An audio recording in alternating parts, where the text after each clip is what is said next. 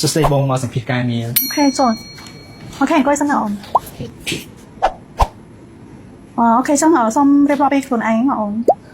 ខ្ញុំឈ្មោះវិនហើយខ្ញុំចង់បានការងារខាងបងព្រោះឃើញបងផុសការងារ អូខេចឹងសូមរៀបរាប់ឲ្យ detail មកតិចណាអូន ចុះបងអត់មើល CV ខ្ញុំទៅខ្ញុំកា CV អស់ហើយតើ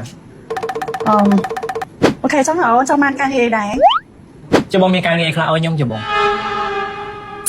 ចឹងអូនសូមរៀបរាប់ពី skill និងភាពខ្លាំងមកខ្លួនឯងតិចមកអូន ខ្ញុំរៀនចប់ថ្នាក់ទី9ហើយចេះអង់គ្លេសតិចជាមួយនឹងចេះធ្វើម្ហូប ចឹងអូនសូមនិយាយអង់គ្លេសពីពីម៉ានមកអូន Hello bye bye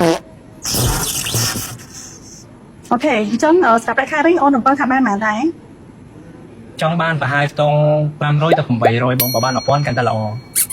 ចង់បាន500ទៅ800ណា អូខេបាទ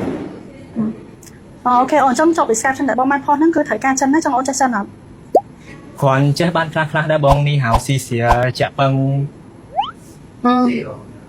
មានអីបន្តទៀតអត់ ណា ចិត្តតែប៉ុណ្្នឹង បាទ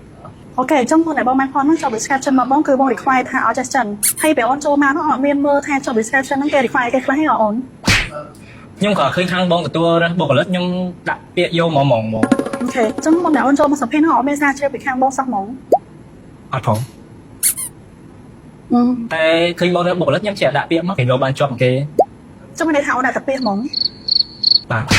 ចុះឃើញបងរើសបុគ្គលិកអ្នកខ្លះចេះចិនអ្នកខ្លះអត់ចេះចិនក៏បានហ៎ការងារហ្នឹងខ្ញុំក៏អាចធ្វើបានដែរប៉ុន្តែសុំការងារនៅក្នុង office ខ្ញុំអត់ចង់ធ្វើការងារហាក្រៅខាងក្រៅឬមួយក៏ការងារប្រើកម្លាំងទេ ចាំដល់អូននិយាយមកអូនចង់បានការងារស្រួលៗចឹងអូនព្រមយកខ្នើយយកពួយមកគេនៅ office ហ្នឹងហ្មងទៅហើយចាំបាក់លុយហ្មងទៅ មានដែរបង